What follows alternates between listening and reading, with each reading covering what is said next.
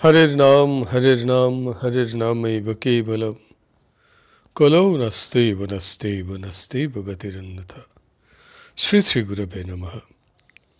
प्रेम भक्ति प्रदातारं आनंदानंद वर्धनम स्वर्णमयी सुतं वंदे जोगमाया मनोहरम विजय वल्लभां देवीं विजयानंद वर्धिनीं सदानंदमयीं साध्यीं जोगमायां नमाम्यहम्। गुरुर्ब्रह्मा गुरुर्विष्णु गुरुर्देव महेश्वर गुरुरेव परं ब्रह्म तस्मै श्री गुरवे नमः।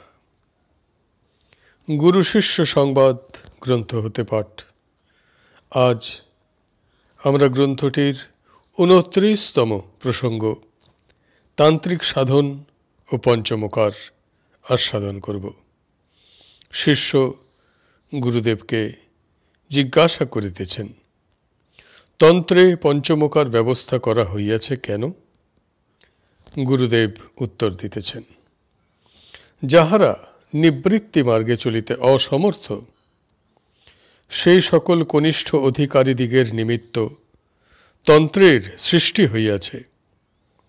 আমাদিগের শাস্ত্রকারগণ ধর্মলাভ করিবার দ্বিবিধ পন্থা নির্দিষ্ট করিয়াছেন, নিবৃত্তি পন্থা ও প্রবৃত্তি পন্থা।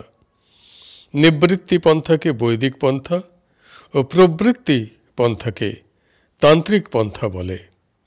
যাহারা উচ্চ অধিকারী শাস্ত্রের বিধিনিষেধ প্রতিপালন করিয়া আহার বিহার সর্ববিষয়ে সংযতভাবে চলিতে সমর্থ, তাহারা নিবৃত্তি পন্থায় চলিবার অধিকারী।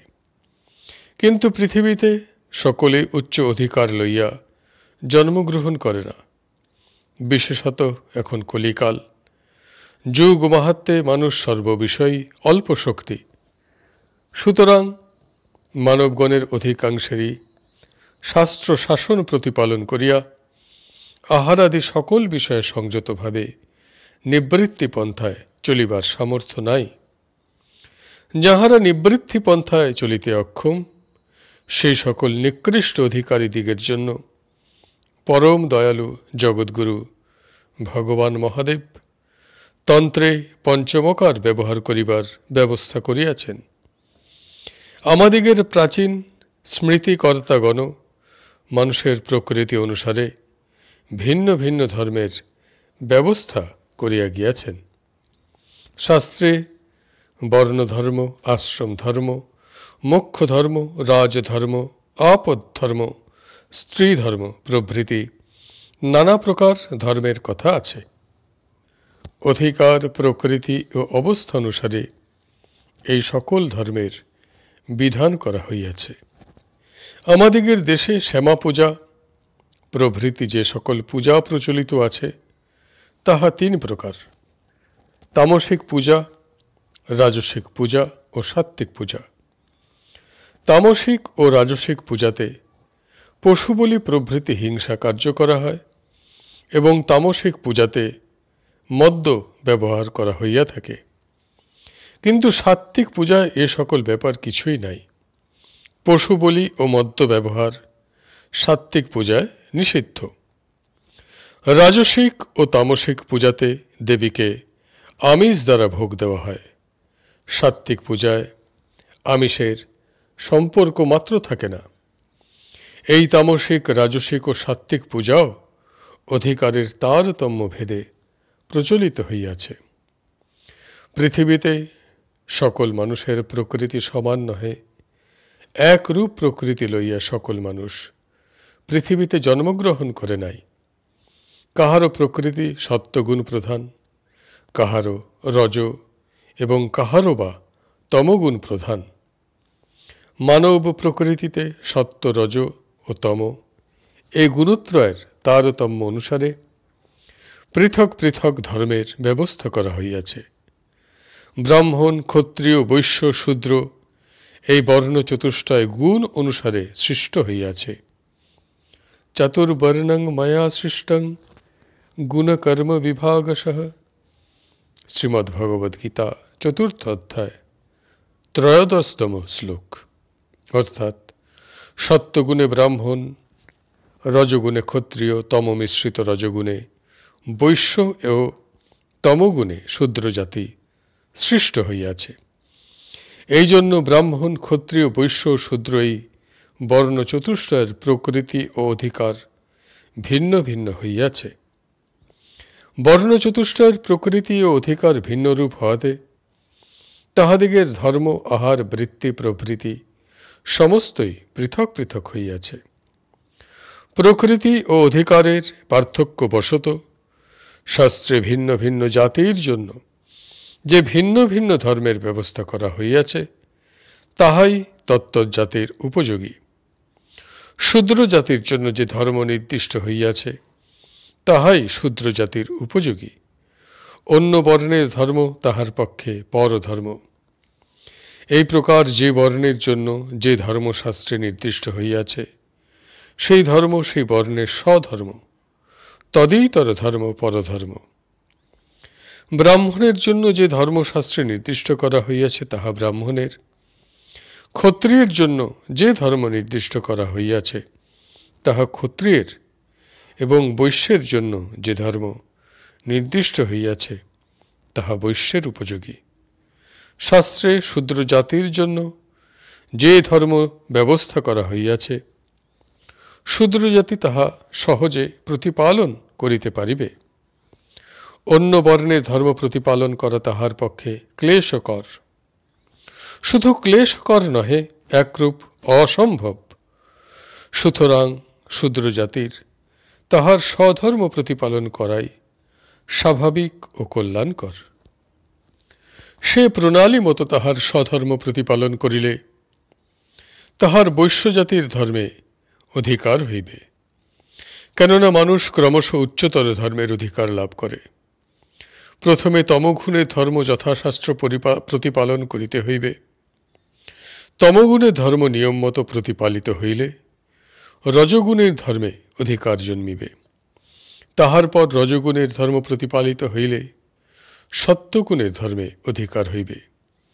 এই রূপে শূদ্র জাতির বৈশ্য, ক্ষত্রিয়, ব্রাহ্মণের ধর্মে অধিকার হয়। পরপর গ্রন্থ পাঠ করিয়া যেমন বিদ্যা শিক্ষা করিতে হয়, ধর্ম সাধনও সেই প্রকার পর পর করিলে তবে তাহার প্রকৃত ফল লাভ করিতে পারা যায়। বিশৃঙ্খলভাবে অনিয়মে ধর্মানুষ্ঠান করিলে ধর্মলাভ করা যায় না। মানুষ স্বধর্ম প্রতিপালন না করিলে সহস্র চেষ্টা করিলেও মোক্ষ লাভ করিতে সমর্থ হয় না। এজন্যই ভগবান গীতাতে বলিয়াছেন, স্বধর্মে নিধনং শ্রেয়ঃ পরধর্ম ভয়াবহ। শ্রীমদ্ভগবদ্ গীতা 3 অধ্যায় 35তম শ্লোক। অর্থাৎ স্বধর্মে বলতে যে বর্ণের জন্য শাস্ত্রে যে ধর্ম নির্দিষ্ট রহিয়াছে সেই ধর্ম প্রতিপালন করিলে যদি তাহার নিধনও হয় তাহাও তাহার পক্ষে মঙ্গল। তথাপি পরধর্ম অর্থাৎ অন্য বর্ণের জন্য নির্দিষ্ট ধর্ম তাহার পক্ষে ভয়াবহ। অর্থাৎ পরধর্মের অনুষ্ঠান করিলে কল্যাণ না হইয়া অকল্যাণই হইবে। তন্ত্রশাস্ত্রে ধর্মার্থে পঞ্চমকার ব্যবহার যাহা মহাদেব ব্যবস্থা করিয়াছেন তাহাও মানবের প্রকৃতি ভেদ জন্য উচ্চ নীচ অধিকার বশতঃ যে সকল ধর্মপিপাসু মানব নিবৃত্তি পন্থায় চলিতে অসমর্থ, নিবৃত্তি মার্গের শাস্ত্রোক্ত বিধিনিষেধ প্রতিপালন করিয়া সংযতভাবে চলিতে অপারক, সেই সকল কনিষ্ঠ অধিকারীর জন্য প্রবৃত্তি মার্গের উপদেশ। যাহাদিগের রসনা সংযত হয় নাই, যাহারা মদ্য মাংস ভোজন করিবার লালসা সংবরণ করিতে পারেন না, সংযতভাবে স্ত্রী সঙ্গ করিতে যাহারা অশক্ত, তাহাদিগের জন্য ভগবান বিরূপাক্ষ তন্ত্রোক্ত পঞ্চমকার ব্যবহার করিবার ব্যবস্থা করিয়াছেন। যাহাদিগের ধর্মলাভ করিবার বাস্তবিক আকাঙ্ক্ষা আছে, বাসনার হস্ত হইতে কর্মবন্ধন হইতে মুক্তি লাভ করিবার ইচ্ছা আছে, কিন্তু কাম, ক্রোধ, লোভ প্রভৃতি সকলের প্রাবল্যবশত নিবৃত্তি পন্থার বিধিনিষেধ প্রতিপালন করিয়া চলিতে সমর্থ নহে, মদ্য মাংস পরিত্যাগ করিতে, অবৈধভাবে কামিনী সঙ্গ হইতে বিরত থাকিতে অক্ষম, তাহারা কি ধর্মলাভ করিতে পারিবে না? জগতে এই প্রকার ব্যবস্থা হইলে তাহা অতিশয় অন্যায় ও অবিচারের কার্য হইত, কিন্তু জগতে সেরূপ ব্যবস্থা হয় নাই। সকল লোক যাহাতে ধর্ম লাভ করিতে পারে, ভগবান তাহার উপায় করিয়া দিয়েছেন। কনিষ্ঠ অধিকারীগণ তাহাদিগের লালসা দ্রব্য উপভোগ করিবে এবং সঙ্গে সঙ্গে ধর্ম লাভ করিতে পারিবে, এই জন্য তন্ত্রের সৃষ্টি। বৈধ ভোগ ব্যতীত ভোগ বাসনার নিবৃত্তি হয় না। সেই জন্য মহাদেব বৈধভাবে মকার ব্যবহার করিয়া সেই সঙ্গে ধর্ম সাধন করিবার ব্যবস্থা করিয়াছেন। যাহারা শিব উক্ত তান্ত্রিক প্রণালী মতে মকার ব্যবহার ও নিয়ম মতো সাধন করেন, তাহাদিগের বাসনা নষ্ট হইয়া যায়, তাহারা ধর্মলাভ করিতে সম্পূর্ণ সমর্থ হন। তন্ত্রোক্ত প্রণালীতে সাধন করিয়া সাধক যখন উচ্চ অবস্থা লাভ করেন, তখন আর তাহার কোনো মকারের প্রতি কিছুমাত্র লোভ থাকে না। তখন তিনি মদ্য মাংস প্রভৃতি সমস্ত মকার পরিত্যাগ করিয়া অত্যন্ত শুদ্ধাচারী হইয়া যান। তখন তাহার আচরণ বৈষ্ণবদিগের আচরণের ন্যায় হইয়া যায়। তান্ত্রিকে এই অবস্থাকে দিব্যভাব বলা হয়। আজকের প্রসঙ্গ পাঠ এখানেই সমাপ্ত হল। হরি বল, হরি বল, হরি বল। জয় গুরুদেব, জয় গুরুদেব, জয় হরির নাম হরির নামৈব কেবলম, কলৌ নস্তেব নস্তেব নস্তেব গতিরন্যথা। শ্রী শ্রী গুরবে নমঃ। প্রেম ভক্তি প্রদাতারং আনন্দনন্দবর্ধনম, স্বর্ণময়ী সুতং বন্দে যুগমায়া মনোহরম, বিজয়বল্লভং দেবীং বিজয়ানন্দবর্ধিনীম, সদানন্দময়ীং সদ্ধিং যোগমায়াং নমাম্যহম। ওম সর্বে ভবন্তু সুখিনঃ, সর্বে সন্তু নিরাময়া, সর্বে ভদ্রাণি পশ্যন্তু, মা কশ্চিৎ দুঃখভাগ ভবেদ। ওম শান্তিঃ শান্তিঃ শান্তিঃ। হরি ওম তৎসৎ। ভক্তিভাজন শ্রীমদ্ আচার্য বিজয়কৃষ্ণ গোস্বামী মহোদয়ের বক্তৃতা ও উপদেশ গ্রন্থ হতে পাঠ। ঢাকা পূর্ব বাংলা ব্রহ্মমন্দির, রবিবার 26শে পৌষ 1293 সন। উদ্বোধন। পরমেশ্বরের উপাসনা করা, পূজা অর্চনা করা আমাদের স্বভাব, প্রকৃতি। কেবল উপদেশ, শাস্ত্র বা লোকের মুখে যুক্তিযুক্ত কথা শুনিয়া উপাসনায় প্রবৃত্তি হইত, তাহা হইলে অধিকাংশ লোকই উপাসনা করিতে পারিত না। আমাদের স্নেহ, ভালোবাসা, আহার, নিদ্রা প্রভৃতি অন্যান্য কার্য যেমন স্বাভাবিক, উপাসনাও সেইরূপ। যেমন ক্ষুধার সময় ক্ষুধা পায়, তৃষ্ণার সময় তৃষ্ণা পায়, তেমনি উপাসনাও পায়। অনেক সময় মনোযোগ করি না বলিয়া মনে করি, দেখা দেখি উপদেশ শুনিয়া, শাস্ত্র আলোচনা করিয়া, দেশ প্রচলিত প্রথানুসারে উপাসনা করি, কিন্তু বাস্তবিক তা নয়। উপাসনা সম্পূর্ণ স্বাভাবিক। পরমেশ্বর আমাদিগকে এমন প্রকৃতি দিয়া সৃষ্টি করিয়াছেন যে তাহাকে না ডাকিলে থাকিতে পারি না। বাল্যকাল হইতে সেই দিকে গতি। যে একটি ভালো সোলার কি মোমের অথবা কাপড়ের ফুল তৈয়ার করে, আমরা সেই মালিকে প্রশংসা না করিয়া থাকিতে পারি না। যুক্তি করি না, তর্কও করি না, অথচ ওই সুন্দর ফুল বা পুতুলের নির্মাতাকে প্রশংসা করি। ইহা স্বাভাবিক। বাল্যকালে জননীর উপর কেমন নির্ভরের ভাব। মা সব পারেন, আকাশের চাঁদ ধরিয়া দিতে পারেন। মার কোলে থাকিয়া ব্যাঘ্র, সিংহ, ভালুক প্রভৃতি হিংস্র জন্তুকেও পদ প্রদর্শন করিতে পারি। এরূপ অনেক কার্য করিয়া থাকি। ক্রমে দেখি মা বাস্তবিক সব পারেন না। আগে সব কাজে মার কাছে যাইতাম। ক্রমে যে সকল কাজ তাঁর দ্বারা হয় না, তার জন্য অন্য উপায় অবলম্বন করি। প্রতিবেশীর কাছে বা রাজার কাছে যেখানে যে শক্তি আছে, সেখান হইতে সে কার্য উদ্ধার করিয়া লই। পরে যখন দেখি এমন অনেক কার্য আছে যাহা পৃথিবীর কোনো শক্তির দ্বারা সম্পন্ন হইতে পারে না, তখন কোনো অনন্ত শক্তির আশ্রয় আবশ্যক হয়। বাল্যকাল হইতেই সকলের নিকট প্রার্থনা করি, কখনো রোদন করি, কখনো ইঙ্গিতের দ্বারা বা কথার দ্বারা নানা উপায়ে প্রার্থনা করিয়া থাকি। যখন মানুষের দ্বারা কোনো কার্য সম্পন্ন হওয়া অসম্ভব, তখন স্বভাবতই ঈশ্বরের নিকট প্রার্থনা আসে। এইরূপ উপাসনাতে তাহার প্রশংসাও করি, তাহাতে নির্ভর করি, সহজেই করিয়া থাকি।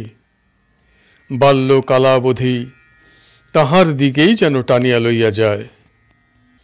উপাসনা পেলে প্রাণ ব্যাকুল হয়।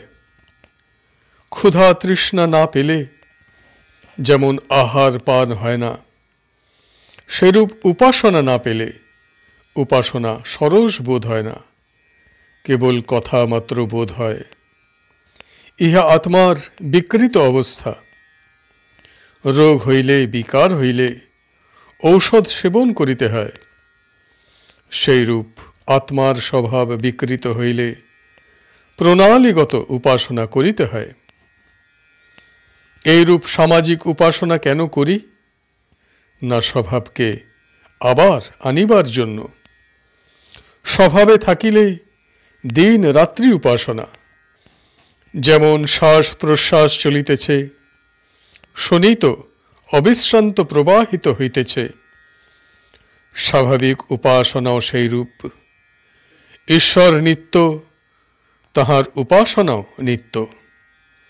তিনি অনন্ত, তাহার উপাসনাও অজস্র, আজ কাল নাই। 8 দিন অন্তর করিতে হইবে এরূপ নহে, প্রতিদিন 3 বার কি 5 বার তাহাও নহে।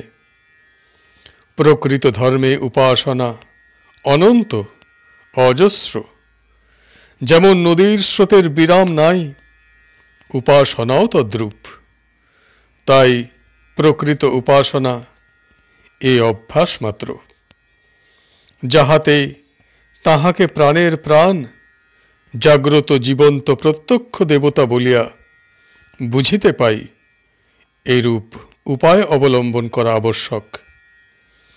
যেই তাহাকে মা বিশ্বজননী, আমার সর্বস্ব ধন মনে হইবে, তখনই উপাসনা আরম্ভ হইবে।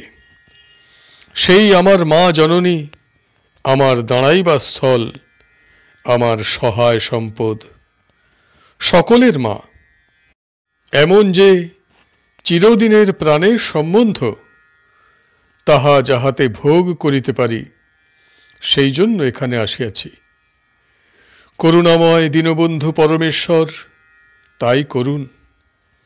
আমরা তাহার চরণে শরণাপন্ন হই। উপদেশ। একটি অন্ধ ভিক্ষুক পথে চলিতেছিল। এমন সময় ঝড় তুফান উঠিল। একে অন্ধকার রাত্রি, তাহাতে ভয়ানক ঝড়। অন্ধ দিক চিনিতে না পারিয়া এক কূপের মধ্যে পড়িয়া গেল। পড়িয়া উচ্চৈঃস্বরে চিৎকার ও হাহাকার করিতে লাগিল। ঝড় থামিয়া গেলে চারিদিকে যে সকল লোকের বাস ছিল, তাহারা চিৎকার শুনিয়া আসিয়া দেখিল অন্ধ কূপের মধ্যে পড়িয়া রহিয়াছে। তাহাকে উঠাইবার জন্য ওই সকল লোক যত্ন করাতে অন্ধ জিজ্ঞাসা করিল, তোমরা কে? তোমরা কি আমাকে ফেলিয়া দিয়াছ? তাহারা বলিল, আমরা কেন ফেলিয়া দিব? আমরা এখানে থাকি, তুমি অন্ধ কূপে পড়িয়া চিৎকার করিতেছ শুনিয়া তোমাকে তুলিতে আসিয়াছি। অন্ধ উত্তর করিল, তোমরা যাও, যে আমাকে ফেলিয়াছে সে না তুলিলে উঠিব না। লোকগুলি অগত্যা অবাক হইয়া চলিয়া গেল। অন্ধ আবার হাহাকার করিতে লাগিল। আরও কতকগুলি লোক এলেন ও দড়ি ফেলিয়া দিয়া অন্ধকে উঠাইবার চেষ্টা করিলেন, কিন্তু সে পূর্ববৎ প্রশ্ন ও উত্তর করিল, তাহাদিগকে যাইতে বলিল। এরূপে অনেক লোক আসিল ও গেল। অন্ধের একই কথা, যে ফেলেছে সেই তুলবে। অন্তরের সহিত এই ইচ্ছা করাতে ও কাতর স্বরে ঈশ্বরকে ডাকাতে ভগবান স্বয়ং তথায় প্রকাশিত হইলেন ও দড়ি ফেলিয়া দিয়া বলিলেন, অন্ধ ওঠো, আমি তোমায় ফেলিয়াছিলাম, এখন আমি তুলিতে আসিয়াছি। অন্ধ তখন বলিল, তুমি মিথ্যাবাদী, আমাকে যে ফেলেছে সে সব করতে পারে, ইচ্ছা করিবা মাত্রই আমাকে উঠাইতে পারে, তার আবার দড়ির আবশ্যক কি?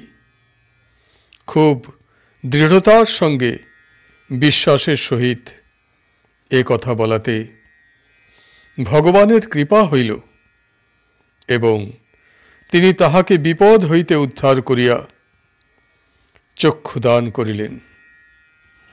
আজকের পাঠ এখানেই সমাপ্ত হল। হরি বল, হরি বল, হরি বল। জয় গুরুদেব, জয় গুরুদেব, জয় গুরুদেব। হরের নাম হরের কেবলম, কলৌ নস্তেব নস্তেব নস্তেব গতিরন্যথা। শ্রী শ্রী গুরবে নমঃ। প্রেম ভক্তি প্রদাতারং আনন্দানন্দবর্ধনম স্বর্ণময়ী সুতং বন্দে যুগমায়া মনোহরম বিজয়বল্লভাং দেবীং বিজয়ানন্দবর্ধিনীং সদানন্দময়ীং সাধ্যিং যোগমায়াং নমাম্যহম।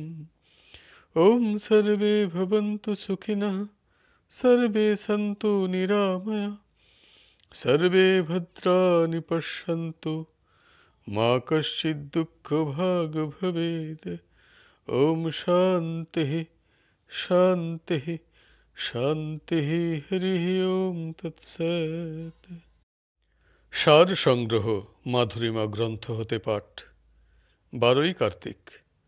न पारे अहं निरबद्ध संयुजां स्वसाधु कृतं विबुधायु सापि वः जामा भजन् दुर्जरगेह शृङ्खलः संवृश्च तद्वः प्रतिजातु साधुनः। শ্রীমদ্ভাগবত দশম স্কন্ধ 32তম অধ্যায় 22তম শ্লোক। অর্থাৎ ভগবান বলছেন, হে ব্রজ সুন্দরীগণ, দেব পরিমিত আয়ু পাইলেও তোমাদের নির্দোষ প্রেমময় সংযোগ ও তোমাদের প্রেমময় সাধু ব্যবহারের প্রতিদান দিতে আমি সমর্থ হইব না। তোমরা অচ্ছেদ্য গৃহ শৃঙ্খল ছিন্ন করিয়া আমাকে যে ভজনা করিয়াছ, আমার সেই ঋণ তোমাদের সেই সাধু কার্য দ্বারাই পরিশোধ হোক। অর্থাৎ তোমাদের সুশীতলতা দ্বারাই আমি অঋণী হইব, মৎকৃত প্রত্যুপকার দ্বারা নয়।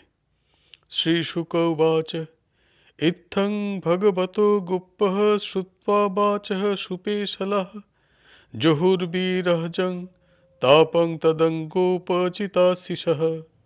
শ্রীমদ্ভাগবত দশম স্কন্ধ 33তম অধ্যায় প্রথম শ্লোক।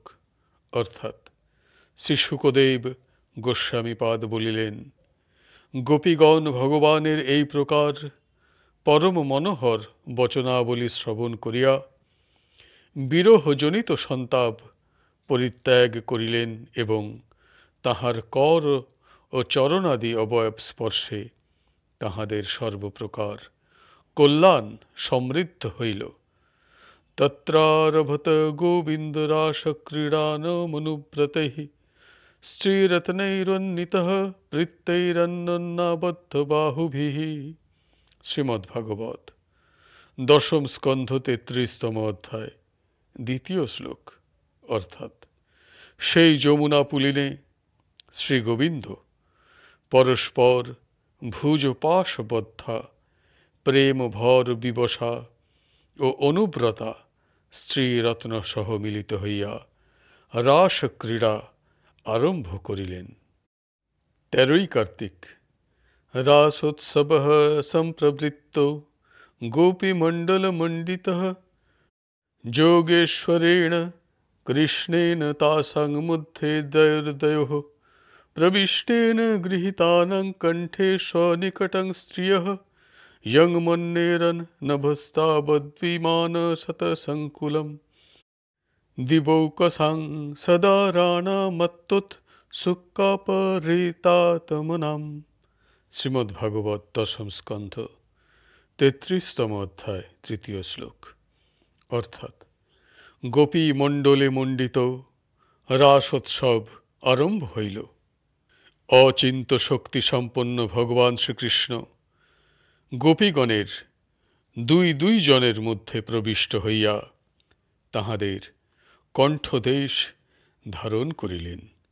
গোপীগণ প্রত্যেকেই মনে করিলেন যে শ্রীকৃষ্ণ আমারই নিকটস্থ আছেন এবং যে সময় শ্রীকৃষ্ণ রাসোৎসবে প্রবৃত্ত হইলেন সেই সময় ঔৎসুক্যপূর্ণ হৃদয়ে নিজ নিজ স্ত্রীবৃন্দ সহ সমাগত স্বর্গবাসী দেববৃন্দের শত শত বিমান সমূহে গগনমণ্ডল পরিব্যাপ্ত হইল।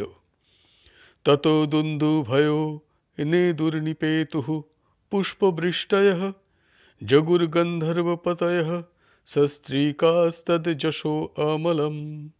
শ্রীমদ্ভাগবত দশম স্কন্ধ 33তম অধ্যায় চতুর্থ শ্লোক। অতঃপর দুন্দুভি সকল নিনাদিত হইতে লাগিল এবং পুষ্পবৃষ্টি হইতে লাগিল। সস্ত্রীক গন্ধর্বপতিগণ শ্রীকৃষ্ণের নির্মল যশগান করিতে আরম্ভ করিলেন। বলয়ানাং নুপুরানাং কিঙ্কিণীনাঞ্চ যোষিতাম সপ্রিয়ানাম ভূচ্ছব্দোস্তু মূলোরাসমণ্ডলে। শ্রীমদ্ভাগবত দশম স্কন্ধ 33তম অধ্যায় পঞ্চম শ্লোক। অর্থাৎ তখন রাসমণ্ডলে শ্রীকৃষ্ণের সহমিলিত সেই সকল রমণীগণের বলয় নূপুর ও কিঙ্কিণী সমূহের ধ্বনিতে তুমুল শব্দ হইতে লাগিল। তত্রাতি সুশুভে তাভির্ভগবান দেবকীসুতঃ মধ্যে মণিনাং হৈমানাং মহামারকতো যথা। শ্রীমদ্ভাগবত দশম স্কন্ধ 33তম অধ্যায় ষষ্ঠ শ্লোক। অর্থাৎ সুবর্ণময় মণিমালার মধ্যে মধ্যে ইন্দ্রনীল মণি থাকিলে যেরূপ শোভা হয় তদ্রূপ স্বর্ণবর্ণা ব্রজ সুন্দরীগণে আলিঙ্গিত হইয়া ভগবান দেবকীনন্দন সেই রাসমণ্ডলে অত্যন্ত শোভা পাইতে লাগিলেন। 14ই কার্তিক। পাদন্নাশৈর্ভুজবিধূতিभिः सस्मितैर्भ्रूविलासैर्भज्जन्मध्यैश्चलकूचपटैः कुण्डलैर्गण्डलोलैः स्विद्दन्मुखः कबररशनाग्रन्थयः कृष्णबद्धो गायन्तस्त्वं तडित इव तामेघचक्रे বিরজুঃ। শ্রীমদ্ভাগবত দশম স্কন্ধ 33তম অধ্যায় সপ্তম শ্লোক। অর্থাৎ ভগবান শ্রীকৃষ্ণ ও বধূগণ পদন্যাস করচালন সস্মিত ভ্রুবিলাস ভগ্ন ভাবাপন্ন কোটিদেশ বিচঞ্চল কুচবসন, গণ্ডস্থলে দোদুল্যমান কুণ্ডল এবং শিথিল গ্রন্থি কবরী ও কাঞ্চি দ্বারা শোভিত হইয়া সিদ্ধন্মুখী অবস্থায় শ্রীকৃষ্ণের গুণগান করিতে করিতে মেঘমণ্ডল বিদ্যুল্লতার ন্যায় নিরতিশয় শোভা পাইতে লাগিলেন। উচ্চৈর জগুর্নিত্যমানা রক্তকণ্ঠোরতিপ্রিয়ঃ কৃষ্ণাভিমর্ষমুদিতা যদ্গীতেনেদমাবৃতম। শ্রীমদ্ভাগবত, দশম স্কন্ধ, 33তম অধ্যায়, অষ্টম শ্লোক। অর্থাৎ নানা রাগে অনুরঞ্জিত কণ্ঠে রতিপ্রিয়া গোপাঙ্গনাগণ শ্রীকৃষ্ণ সংস্পর্শে প্রমোদিতা হইয়া নৃত্য করিতে করিতে উচ্চৈঃস্বরে গান করিতে লাগিলেন। তাহাদের গীতধ্বনিতে এ বিশ্ব পরিব্যাপ্ত হইল। কাচিৎ সমং মুকুন্দেন স্বরজাতিরমিশ্রিতঃ উন্নিন্নে পূজিতা তেন প্রিয়ত সাধু সাধ্বিবে তদেব ধ্রুবমুন্নিন্নে তস্যৈ মানঞ্চ বহুদাত। শ্রীমদ্ভাগবত, দশম স্কন্ধ, 33তম অধ্যায়, নবম শ্লোক। অর্থাৎ কোন গোপী শ্রী মুকুন্দের সহিত অমিশ্রিত ষড়জাদি স্বরালাপের উন্নয়ন করিল, তাহাতে প্রীত হইয়া শ্রীকৃষ্ণ তাহাকে সাধু সাধু বলিয়া তাহার প্রতি সম্মান প্রদর্শন করিলেন। অনন্তর ওই গোপী উন্নীত স্বরালাপেই ধ্রুব নামক তালে উৎকৃষ্টরূপে গান করিলে শ্রীকৃষ্ণ পুনরায় তাহাকে বহু সম্মান প্রদান করিলেন। 15ই কার্তিক। কাচিদ্রাস পরিশ্রান্ত পার্শ্বস্থস্য গদাভূতঃ জগ্রাহু বাহুনা স্কন্ধং শ্লথদ্বলয় মল্লিকা। শ্রীমদ্ভাগবত, দশম স্কন্ধ, 33তম অধ্যায়, দশম শ্লোক। অর্থাৎ রাসক্রীড়ায় পরিশ্রান্তা কোনো গোপী পার্শ্বস্থিত গদাধর শ্রীকৃষ্ণের স্কন্ধদেশ বাহু দ্বারা গ্রহণ করিলেন। তাহার বলয় এবং কবরস্থ মল্লিকা পুষ্পসমূহ শ্লথ হইয়া পড়িতেছিল। তত্রৈকাং সগতং বাহুং কৃষ্ণস্বৎপলসৌরভম চন্দনালিপ্তমাঘ্রায় হৃষ্টরোমাচুচুম্বঃ। শ্রীমদ্ভাগবত, দশম স্কন্ধ, 33তম অধ্যায়, একাদশ শ্লোক। অর্থাৎ তথায় অন্য একজন গোপী আপনার স্কন্ধ স্থাপিত উৎপল সৌরভযুক্ত ও চন্দন লিপ্ত শ্রীকৃষ্ণের বাহু আঘ্রাণ করিয়া পুলকান্বিত কলেবর উহা চুম্বন করিতে লাগিলেন। কস্যাশ্চিন্নাট্য বিক্ষিপ্ত কুণ্ডল ত্রিসমণ্ডিতম গণ্ডং গণ্ডে সন্দধত্তা অদাত তাম্বুলচর্বিতম। শ্রীমদ্ভাগবত, দশম স্কন্ধ, 33তম অধ্যায়, দ্বাদশ শ্লোক। অর্থাৎ কোন গোপী নৃত্যবশত দোদুল্যমান কুণ্ডলোদ্বয়ের প্রভায় সমুজ্জ্বল স্বকীয় গণ্ডস্থল শ্রীকৃষ্ণের গণ্ডে সংযোষিত করিলে শ্রীকৃষ্ণ তাহার মুখে চর্বিত তাম্বুল প্রদান করিলেন। নৃত্যন্তি গায়তি কাচিৎ কুজন্নূপুরমেখলা পার্শ্বস্থাচ্যুতহস্তাব্জং শ্রান্তাধাতস্তনয়োঃ শিবম। শ্রীমদ্ভাগবত, দশম স্কন্ধ, 33তম অধ্যায়, ত্রয়োদশ শ্লোক। অর্থাৎ কোন গোপিকা তাহার নূপুর ও মেখলার কুজন সহ নৃত্য ও গান করিতে করিতে পরিশ্রান্তা হইয়া পার্শ্বস্থিত অচ্যুতের শত সুখ করকমল স্তনোদ্বয় ধারণ করিলেন। গোপ্যো লব্ধাচ্যুতং কান্তং শ্রী একান্তবল্লভম গৃহীত কণ্ঠস্তদ্দুর্ভ্যাং গায়ন্তস্তং বীজহৃরে।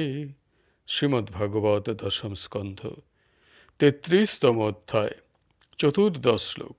অর্থাৎ গোপীগণ লক্ষ্মীদেবীর একান্ত বল্লভ অচ্যুতকে কান্তরূপে প্রাপ্ত হইয়া এবং তাহার বাহুদ্বয়ে গৃহীত কণ্ঠা হইয়া তাঁহারই যশগান করিতে করিতে বিহার করিতে লাগিলেন।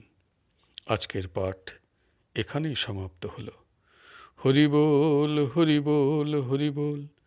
জয় গুরুদেব, জয় গুরুদেব, জয় গুরুদেব।